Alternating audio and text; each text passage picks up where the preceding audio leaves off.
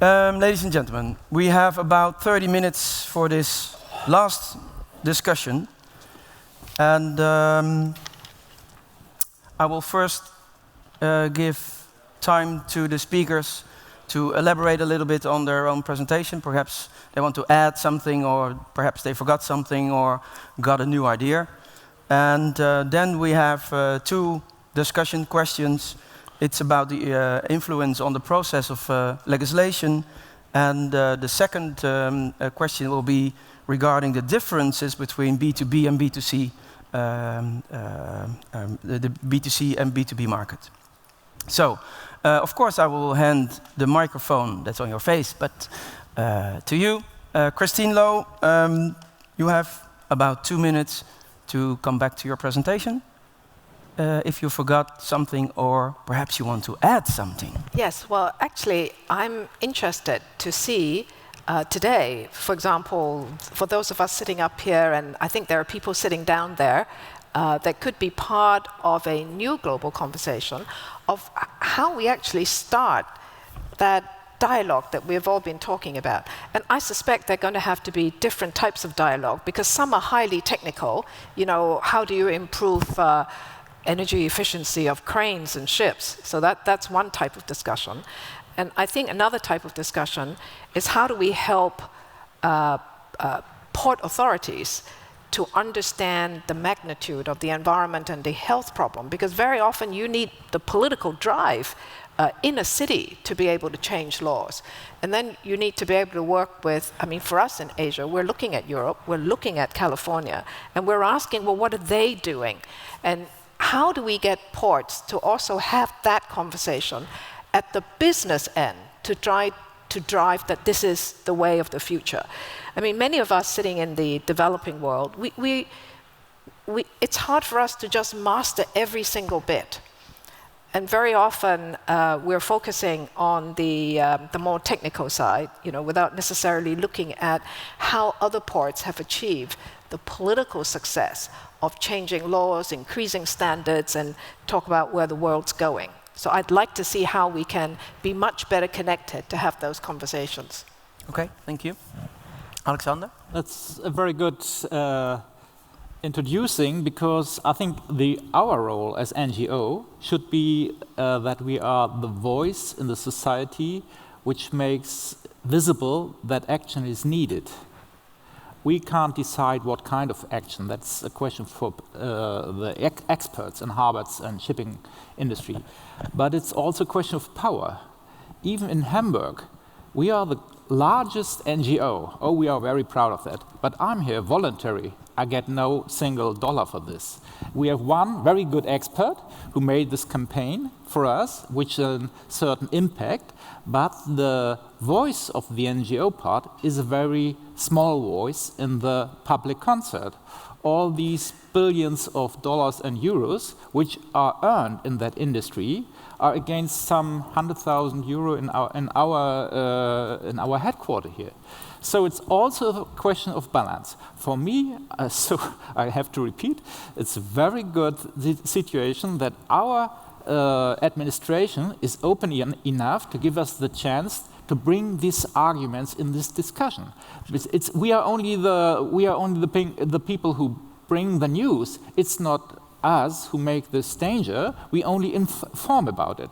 But we need, for good political discussions, that politicians can see, on the one hand, the economic use of harbors and ports and shipping industry, and on the other hand, what has to be done that this is also environmentally friendly. Yes, thank you. 2 gentlemen, perhaps not a reaction yet on those 2 statements. Jean, will you? Yeah, sure, I agree with what was just said. We found some level of success when we work in a collaborative environment with both the environmental regulators as well as the environmental justice groups that are advocating for both clean air and clean water.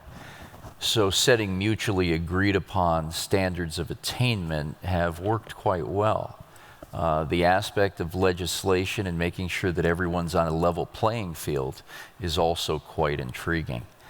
From the port's perspective, I think going down line, we also have to make people aware and understanding of the supply chain itself, because this is where, again, some minds can come together and create solutions that may not have been contemplated even yesterday. And I encourage our colleagues in the environmental sectors to do just that.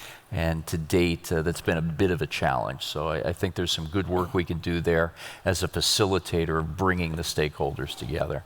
We're also working in diligent fashion, as I mentioned, on the development of technology. So I would prefer to spend the time and good energy in working with the original equipment manufacturers, the tiered suppliers, and those doing the research and development, in so much as we're showing that every day. Currently, at this moment, we're testing 15 battery-operated roadworthy trucks that would potentially be licensed on the California streets and highways, freeways. We're also testing 17 yard tractors, as they're called. Now, with both, there are some complications, but we're right in the middle of the development, the testing, and the hopeful infusion into the supply chain. So I would like to see more of that work in the future as well, as opposed to a debate on whether technology is capable at this juncture or does it have a further gestation period.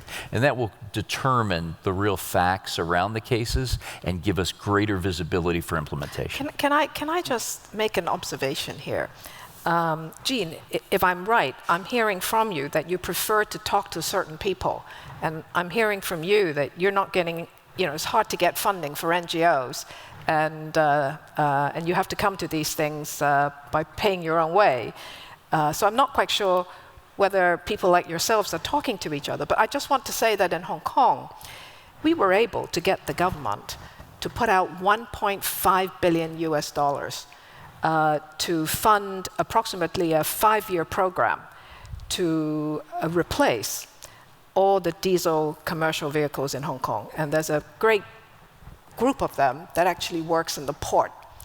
So I noticed that in LA and Long Beach, one of the problems that you have is getting the truckers to have a cleaner vehicle. Who's going to pay for what? And I suspect that our experience is knowing what is the harm for the environment and public health, which the ports didn't fund. The NGOs were the ones who used the information to go into the political process, and that is what helped the government to get the money to do something, which the ports actually also will benefit from. So I just wondered what kind of conversation, maybe we need to have multiple conversations that we're all willing to go into without necessarily knowing in advance whether it's a great direct benefit for you or not. Yeah. I think it's difficult to include in the discussion the availability of money from the content of the discussion. I'm a fan to make a division into those two. But let's. If I may, I have a little bit of a counter view. I think that the ports of Los Angeles and Long Beach, when creating the clean truck program, and you had articulated, Christine, that it was at the threatening of litigation. The iterations beyond that have been absolutely collaborative. We have found grant-making capability at the federal, state, and local level that had not been seen before. My presentation. Even to today on the tactical level, I hold an environmental summit at the Port of Los Angeles once every 3 months. The stakeholder community that we speak with is wide-reaching, from, as I mentioned, the regulators to the environmental justice groups and those interested parties who want a better lifestyle, cleaner air and water. So I think that collaborative effect is again going to be witness to the testament of how strongly we believe in this program, and we'll continue to work in those areas. Okay, thank you for that, Jean. I want to give Johan the time to come back to his presentation, and then we go perhaps to the data guys, and we go to the two questions we mentioned earlier. Now I'll be Johan. positive. Johan. Yeah, please, Johan. No, but I think it's necessary for us that we have common goals, that we have measurement platforms that are the same when we compare ports to ports. And also it's very different if you compare a port that just does cruise business or container or ro-ro, because it's different logics of the business. Yeah. And that's where I think we need to come together and discuss from an international perspective how we can help each other and use somewhat of a best practice, because I'm quite sure that a tourist will not use a ship that is very polluting or a port that's polluting, because they're not going to talk about to their neighbors about what a fantastic cruise they were on. Yeah. Okay. Yes. Thank you. Yeah, Yes. this is why we began our campaign in the cruise shipping industry, because there is a direct pressure in the market from our information. But more complicated is it with container shipping. They don't talk. First they don't talk, and second, the chain is so long between the consumer's decision to the decision of the ship operators that it is very difficult to put some pressure on them. So we have to put the pressure on the public administration that they are looking for rules. And then you get the next effect. The reality is that there is a competition between the ports, but using low standards. And that the port has the problem. If it makes its own standard higher, more protection for its own citizens, the next port will say, oh, that's good for us. Yeah. And so we need a special cooperation between the ports to avoid this kind of competition with lower environmental standards. Okay, thank you for that. Data guys, do we have questions from the audience? Yeah. Ulrich. Yeah, we got a question, and you see it this time. In fact, it's from me a question. For you? From me. Okay. To the panel. Yeah. Okay. I wanted to know. Is it directed to one of the panelists, or? Not special. I wanted to know from all of the participants, how can the port balance investments in green efforts while investing in new infrastructure and capacity to handle expected increases in cargo and freight traffic? Thank you. The how question. Is it from a percentage perspective? No, just answer it from your perspective, from your point of view, please. I don't disagree with it. I think things. I would like to put it the other way around, answering your question first, because it has to do with the full chain of logistics, and then you have to look at the different processes. If it's just only within the port, between green and infrastructure investments, or it's a container from Guangdong to the outskirts of Hamburg. That's where we have to look in the whole picture. And often when I'm at seminars like this, we just talk about the small issues within the port, but it's the whole picture, like the California or Hong Kong, where you look at everything that's connected to the port. And that's where I think we go wrong in the discussion. But I think that's the reason why Christine says we need legislation to make a focus on. I think in reality is, if you're in government, then every term of government, in Hong Kong it's 5 years, maybe it's 4 years in the US, and different periods in other jurisdictions. Where you need legislation, you only have the time and capacity to do so much. So if you were able to have a discussion with all the stakeholders, you would still have to say, where am I going to put my priority? So you have to have some agreement amongst the stakeholders what to do first. So for example, in Hong Kong, we discussed with the stakeholders, and they said, look, the easiest thing with the greatest health benefit is to do fuel switching at birth. Because that, for them, they can do it already, there's no additional investments and so on. And if you are going to go for legislation, it actually is also a great public education exercise, because you have to go to the public, you have to go to many people to get an agreement. So I suspect what we're really talking about is in a specific jurisdiction, you're looking at your port, and you have to have some agreement with the key stakeholders. What is it that you want to go for now? What you have to wait and do a little bit later. And I think for the NGOs, to be able to see what you've already taken it off the table, right? You could say, look, we're already there for that. What are we going to go for next? And you're always ahead of the game, right? You're always putting the pressure on the area where they have to go next. I think an important distinction needs to be made at this point. I spent about half of my career in Asia and the Middle East, so I have a fairly good perspective of how the ports and the shipping companies operate within the container supply chain. In our role in California, specifically for the city of Los Angeles, we are a government agency. We are not a private business, as we see the port operators primarily in the Pacific Rim and the Middle East. So we have a different level of responsibility. This job that I hold today really is five-dimensional. It's a direct report to the mayor of the second largest city in the United States. It's a harbor board of commissioners that is appointed to govern policy for the Port of LA.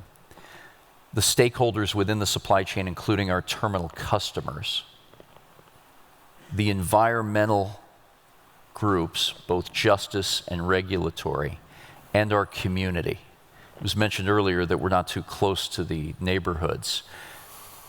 A great majority of our port is directly adjacent to the neighborhoods and the port enclaves of San Pedro, Harbor City, and Wilmington, in so much as we've built a park to buffer our northernmost terminals from the neighborhood in Wilmington. So that plays a distinctive role as well. And the work that has gone thus far as finding money with respect to the alternative marine power program, or cold ironing as we call it here in Europe, the port has spent its own funds on developing that infrastructure. And to date, after 11 years since inception, $183 million of port-generated revenue, not gifts, not grants. The port now has 24 facilities and 72 plug-in locations for these vessels. Mentioned earlier a little bit of the money we're spending on R&D with respect to trucks. The Clean Truck program in Los Angeles and Long Beach was totally funded by the ports, I believe to the tune of $100 million since inception. So this business model is a little different, and I think we need to take advantage of the opportunities commercially in Asia and the Middle East. But in the United States, we have a different role to play, being that agency or that department within the city, and hold ourselves to an extremely high standard. Thank you. I would like to address the audience a little bit with our discussions, if you don't mind. Do we, data guys, have some questions from the audience? No? If I took my hand mic, would that be a solution for you to answer the questions, make some questions for the discussants? Otherwise, we go to the second and last item. It's should we make differences between B2B and B2C? Who can I give the word first? Differences with regarding to legislation. Alexander? I didn't understand. No? B2B and B2C cruise? I'll take it. Yeah? Okay. Yeah, I think you've got a couple aspects here in the business-to-business relationship and business-to-consumer, as we mentioned just a moment ago. But also at our port complex, I think it's a B2W or B2E relationship that we need to take into account as well, business to employee. At the ports of Los Angeles and Long Beach today, in a typical 5-day work week, we employ more than 192,000 people. 1 in 12 jobs in the city of Los Angeles is directly at the port and its adjacencies. So making sure that we have clean air and clean water for the good people that work every day at the port, I think is of great importance. The work that we do on the container side has great impact, and I think the emissions reductions speak for themselves. Yet there's much more work to do, and we readily understand. As we were talking about on the side, having the consumer visit the port area to join a cruise voyage also needs to be a display of that port's personality in making sure that it is clean, safe environment, as well as attractive, so folks will come back and participate in the cruise experience again. So I think you're putting a number of variables in the equation, all which have different lever points. I think it's a very good question. Okay. Johan, can you mention it, how it works in Malmö? Well, especially in Copenhagen when it comes to the cruise business. But before we talked a lot in our board concerning calls. Today we talk more about tonnage and the amount of passengers, because it's like you say, it's perceived quality in what you see, and as we heard this morning, is that if you do a good cruise, you'll probably come back. And that's also always a difficulty in old cities where you don't have the new technology when it comes to infrastructure, and where you have to adopt it.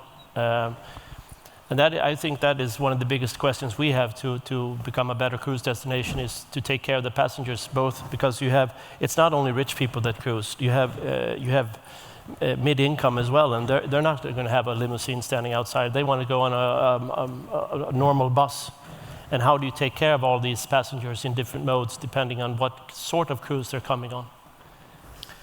Yes, Alexander? I think there is one point which is important, perhaps also for this discussion. It should be easier to really compare the sustainability of ports. Because as we heard yesterday and today, all ports from their own perspective see themselves at the front line. And that is good, and it's good because we can see many things are possible. But to be honest, if we want to get a real competition, an honest and credibility, it is not possible to take only the perspectives which are the own perspective of the ports and harbors. We have to have some third institution which is able to compare. There is an institution in Europe, the Ecoports institution, but they hide all their knowledge so that there is no comparison possible. But it would be an incentive, and you always ask for incentive, it would be an incentive if we get more visibility of the real things the ports do in comparison. So that would make a competition to be the best, to be the sustainable. And that would also only measure things which are feasible.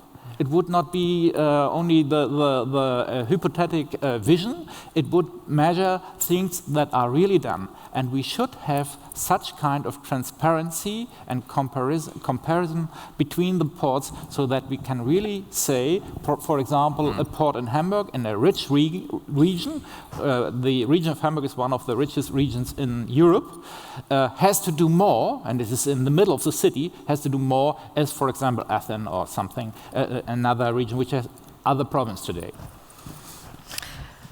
It's very interesting, but I suspect it's going to take us a long time to be able to have the indicators that are direct comparison. And I come from a part of the world where our ports are growing, at a staggering rate. We're building, for example, the port of Shanghai, for their container port, they've just moved it to another big reclaimed island, and we're talking about, again, huge numbers. Isn't it islands? Yeah, so it's hard to. I'm just thinking, for us, it's hard to compare. But what I do take home, and I think this is what, for us coming from Asia, what we do want to look at, is we do regard you in California and in Europe as the leaders. So if you can find a way of measuring at least German ports or Northern European ports, we would find stimulation from that. And we recognize that in California, you're a leader. And what you said earlier on, Jean, is so interesting, because you talked about the governance structure of your port. And from about 2006, when you became, or you embarked on this tremendous environmental and health cleanup, that was ground zero for us. And I will always remember is Long Beach and Los Angeles, because that stimulated us to look at what we were doing or not doing. And we're now on this path for a cleaner port. So, how can we just have more of these conversations? And I noticed, Jean, that you have a exchange program with the Port of Shanghai. That's right. We're speaking to Shanghai, and this is the government, right? The government, the Environmental Protection Department. We're about to enter into a memorandum with our counterparts in Shanghai on exchanging practices and information on regulating shipping emissions.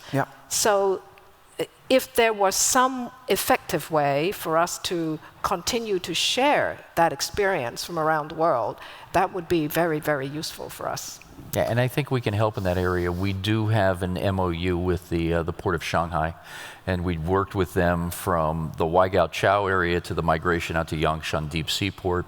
They're attempting now to replicate the alternative marine power and some of the other initiatives. And having lived there for 4 years, I have a deep affection for what these guys and ladies are trying to do, and we'll help them any way we can. But if we can continue the dialogue with you, I think that would be great.